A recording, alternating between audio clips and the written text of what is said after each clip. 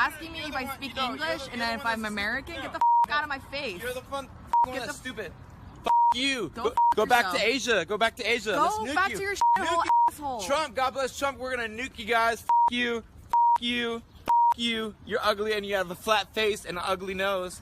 Flat face and an ugly then nose. Why are you talking to me, asshole? Fat then face why and the are you talking to me? Flat face and ugly nose. And guess what? You guys have small dicks. Try to beat that. You can't. Try getting laid, asshole.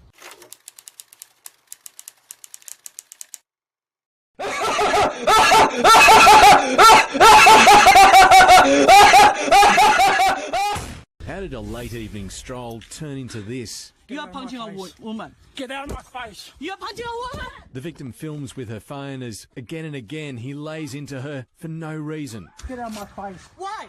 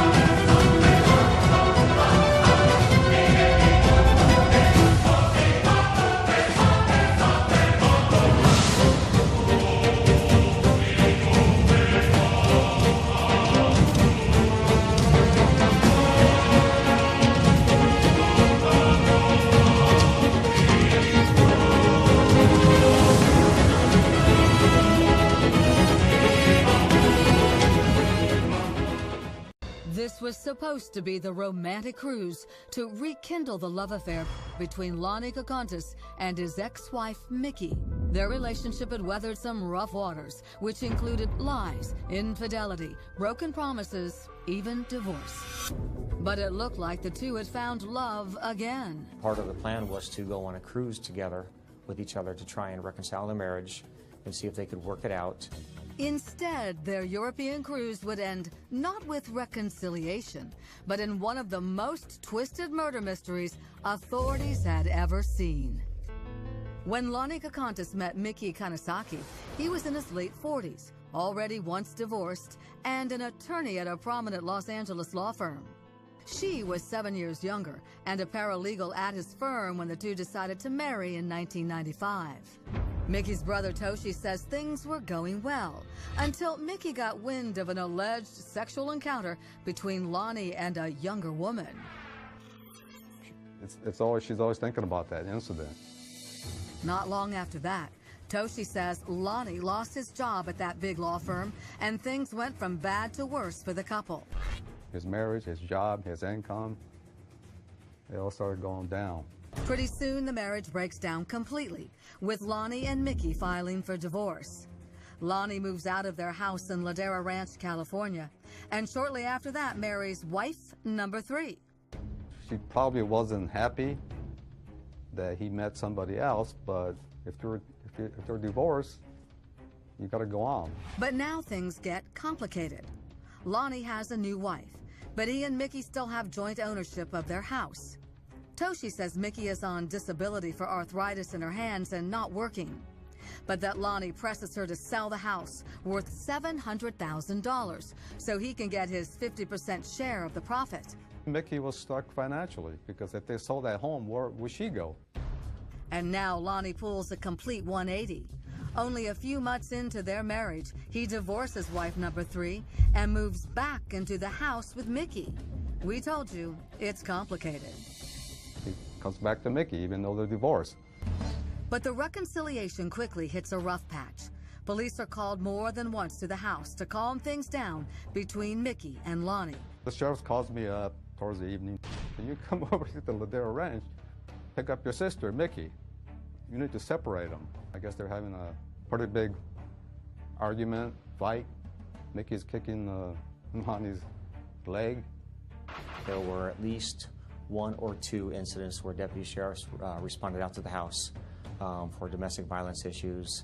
Lonnie was not the suspect in those cases. I actually believe it was Mickey who was reportedly the suspect. And yet, it was around this time, Lonnie apparently comes up with the idea of taking Mickey on a Mediterranean cruise to patch things up between them. Toshi is surprised when he hears about it. There are a lot of people take the Alaskan cruise or Ensenada or Panama. I said, well, you have to go clear out on the other side of the world. But the couple heads to Europe and boards the ship named Island Escape in Spain. It's supposed to be the trip of a lifetime, but by the time it's over, one of these two will be dead. A shot through a mother's heart on Valentine's Day. She had heard her daughter yelling that someone had shot her. Her beautiful daughter down in the driveway. Her daughter came home from work, just driven in the front of the house. And exactly what she was shot with brings chills to investigators. She was injected with a poisonous substance. Ellie Tran worked hard pursuing her American dream since the first day she arrived from Vietnam.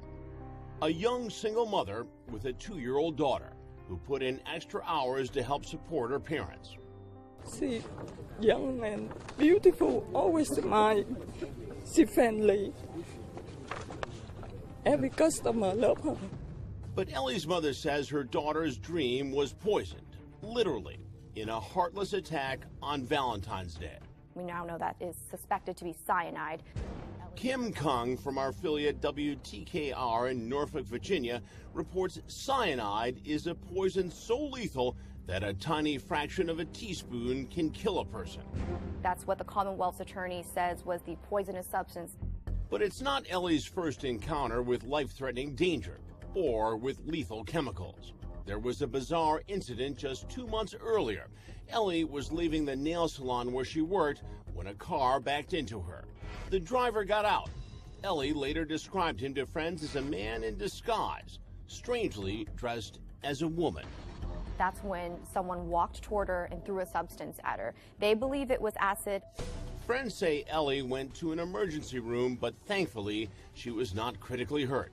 Her hair was damaged, but that was it. Ellie considered herself incredibly lucky. But then, a couple of months later, on Valentine's evening, Ellie's mother hears her screams from the driveway. She runs outside to help her daughter, who's in pain holding her leg and pointing at a man running down the street. That's when she brought Ellie into the house, and at that time, Ellie and her mom both thought she had been shot. In fact, Ellie has been jabbed in the leg with a sharp object, most likely a syringe. Ellie's mother, who does not speak English, tells reporters through an interpreter that she tried to call 911, but her daughter had already passed out. She's rushed to the hospital and put on life support. Sadly, Ellie never wakes up. Ellie later died at the hospital. And now police say they have a murder suspect in custody.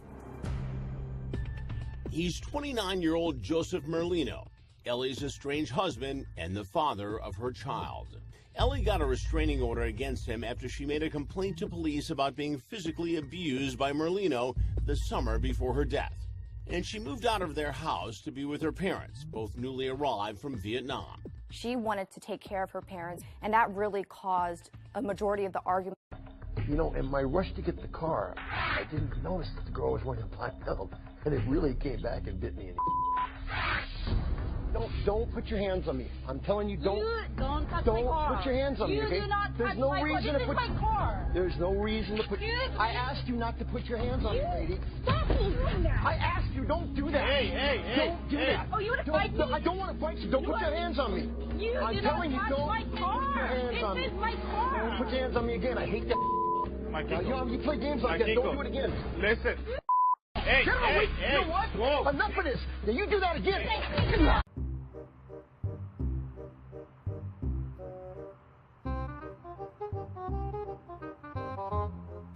Hey! What do we got here? What do you think you're doing? What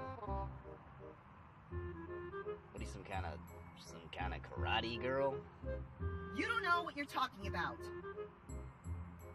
You better give that back. Or what? You gonna do some kung fu on me? Huh. Thank you very much.